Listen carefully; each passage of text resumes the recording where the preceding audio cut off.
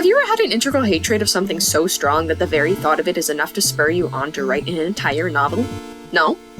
Well, stick around if you want to know how Veggietales being the bane of my existence resulted in 60,000 words written by, drumroll to the intro please, Hewwo, it's Ginger's Greetings here on YouTube and on Instagram, and today we're going to be talking about writing, specifically my own experience with writing, and the weird ways I keep myself accountable, whatever that means.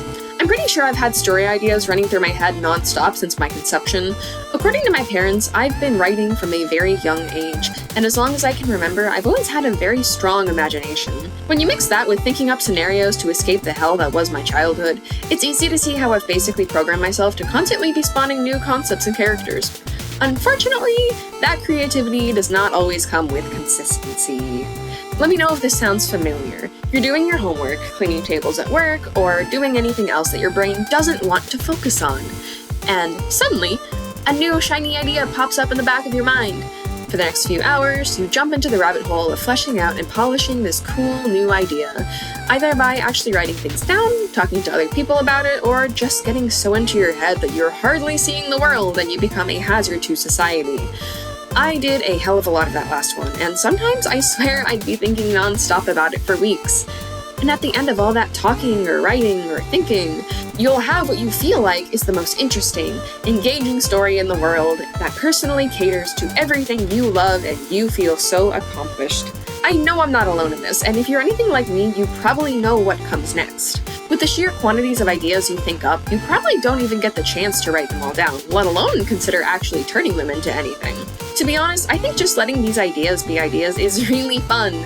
Applying the pressure of having to fully flesh out every one of your ideas and potentially losing some of its catered spark to you by making it a marketable piece of work isn't a healthy expectation to have. You can't turn every single idea into its own work, and I think attempting to do so is why so many of us jump from one project to the next without ever actually completing anything. I wouldn't call myself a chronic project hopper, but the amount of projects I finish compared to the ones I started isn't exactly encouraging. Sure, I've gotten a lot of positive feedback on my 50,000 word self-insert fanfic on AO3, but I'm sure we can all agree that's not the same thing as writing, editing, and publishing your own original work. Something had to change. With all the free time I've had being unemployed, which I talk about in a whole other video if you want to check that out, I spent a good long time thinking about exactly why I have such a hard time sticking to writing, and basically any other self-governed task. I stopped brushing it off as being too busy or writer's block and seriously considered the actual force stopping me. And that's when I realized it. There was no sense of consequence. Getting assignments and tests that transfer into those funky little letters that tell you whether or not everything in your life is going to fall apart was the strongest motivator to work I ever had, and that is because it came with the greatest consequence. I'm not going to get into the details here of why my childhood sucked, because that's not really what this video is about. But I will say that every little mistake I made had a consequence, and I spent a lot of time overworking myself to avoid them. It's not like I only did things to avoid consequences. In fact, I spent a lot of time drawing and writing despite the consequences. But anytime the writing process was a little less fun, there was no incentive for me to keep working. If it wasn't helping me better my situation, either by helping me avoid consequences or bringing myself joy, I would drop it. Maybe someday I'll figure out how to reprogram my brain, or maybe I'll just naturally relax as a person. But that process is going to take years, maybe even a lifetime, and wanting to take advantage of the time I have now, I decided I needed to hack my brain. I needed a consequence, something that would be a strong motivator to get me to work on one project until I finished it. But there's a problem with self-imposed consequences, too, actually, if you've got the same mindset I do. The first problem is that they're self-imposed, and they can easily be forgotten and ignored, depending on what they are. The second one is that if your consequence is some kind of self-inflicted punishment, that can get you into really shaky territory very fast. I'm not going to assume what's best for you, but for me personally, anything even remotely along the lines of not allowing myself food, or to hang out with my friends, or anything of the sort was out of the question. The goal was supposed to be to encourage myself to write, not to make myself miserable in the process. I needed to come up with a consequence that wouldn't be harmful for my own mental or physical health, but would still feel enough like a consequence that it would encourage me to work. But was there such a thing? A consequence that wasn't a punishment? Something that I would hate that wouldn't actually harm me? And that's when inspiration struck. Veggietales. That's right, folks. We're finally at the point of the video where we get to talk about the thumbnail. It was not clickbait. I hate Veggietales. I have never actually seen more than a couple seconds of it, but I do not have to. It was at a birthday party in late elementary school when I actually made friends who weren't showing up solely to eat food and bully me. As introverts do, we had separated into different groups. I, as a good host, was making sure to migrate between the two, and I was heading downstairs to see my friends surrounding my dad's bulky desktop. The girl sitting at the desk with her hand on the mouse ushered me over, showing me an image that would haunt me for the rest of my life. A cucumber and a tomato, rendered in ominous 3D with big, beady eyes. I'm not exactly sure why child me reacted with such disdain, but I did. And ever since, even seeing images of the characters is like putting a cheese grater to my brain. If you expected this to be some kind of religious drama, think again. I wasn't raised religiously, fun fact, and although I definitely believe that everyone should have the right to follow whatever the religion that they choose or makes sense to them, I personally am an atheist.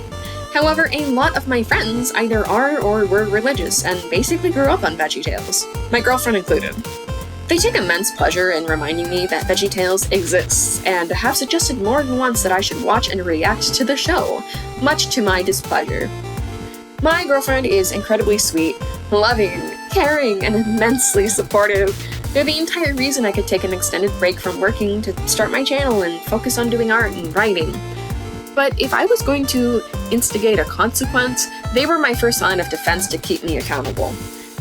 Their determination to give me everything I ask for is so strong that I'm pretty sure all I'd have to do is bat my eyelashes, and they'd let me go scot-free of my expectations. I love you, hon. I know you're watching. But that's why this solution was so ingenious. It was like a competition, my stubbornness and hatred of Veggietales against their desire to have me watch the show. It was also nice because even though it was a consequence to me, it felt like a win-win because it would make my girlfriend happy even if I didn't write. After discussing the details with them and running it by a couple of my friends, we hashed out the details and put it into place. I was going to write 1,000 words a day, every weekday, with one freebie day a week. That was at least 4,000 words a week, or a 60,000 word draft in under 4 months. If I failed more than once without a reasonable explanation as to why I couldn't write that day, such as a family emergency or a lot of obligations, then I would watch one episode of Veggietales per day missed.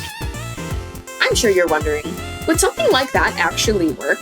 And how many episodes did I end up having to watch? Well, hold on to your hats because I'm about to reveal all the numbers. And that is that I didn't have to watch a single episode of Veggietales, and no, it was not because I gave up. I wrote my draft in mere months with minimal expectations. Expectations? With minimal exceptions, and some weeks where I even exceeded my expectations. Unfortunately, this means I now have to live with the knowledge that Veggietales is the reason my novel will exist, but that's a sacrifice I'm willing to make for now. So, there you have it. That's the story on how I used my hatred of Veggietales to fuel my writing drive. Before we end the video for real, I just wanted to give a quick disclaimer that while I personally don't like Veggietales, I'm not saying it's a bad show. From what I've heard, the creators actually seem like pretty cool people, and the show is a very integral part of a lot of people's childhoods. My disdain for Veggietales is completely unfounded, and I acknowledge that. But at this point, I'm too stubborn to do anything about it, and in the end, it worked out in my favor. So there. This has been Kate, otherwise known as Ginger's Greetings here on YouTube and on Instagram, and I hope you all have a lovely day. Bye-bye!